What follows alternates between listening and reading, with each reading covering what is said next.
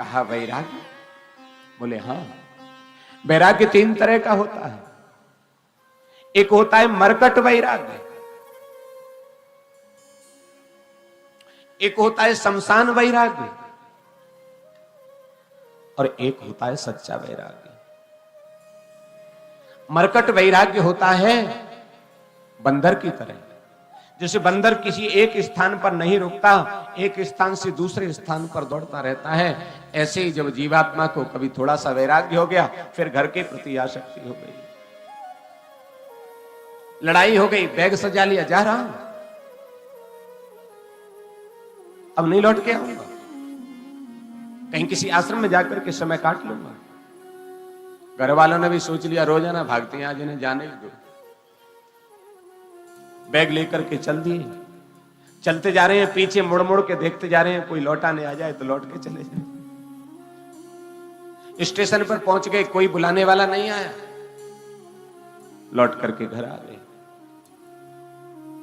नाती की वजह से आया हूं, इसकी याद आ रही थी, तुम लोगों की वजह से बिल्कुल नहीं आता, और भविष्य में कभी ऐसा किया तो फिर लौट कर नहीं आऊंगा।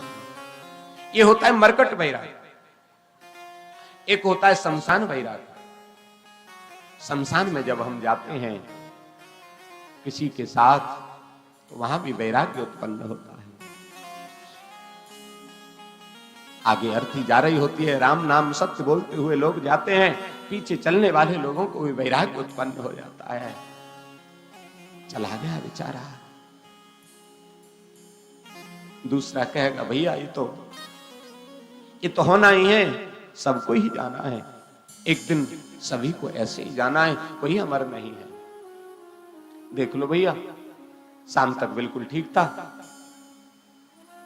हम लोगों के साथ मीटिंग की थी,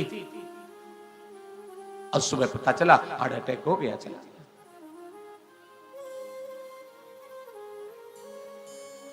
ऐसा वैराग्य उत्पन्न होगा महाराज, जैसे वहां लगेगा कि सबसे बड़े वैराग्य यही है।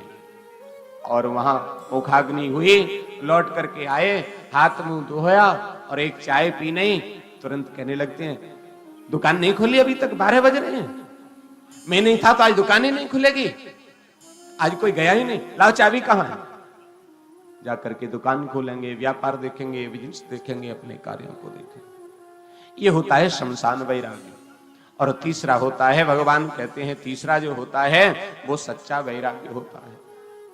सच्चा जो वैराग्य होता है ना महाराज, वो अंदर से होता है, और हे उद्धव, अंदर से होने वाला वैराग्य जब ऊपर निकल आता है उसी को संन्यास कहते हैं। गीता में भगवान कहते हैं काम्यानाम कर्मणाम न्यासः संन्यासः कवयो विदुः।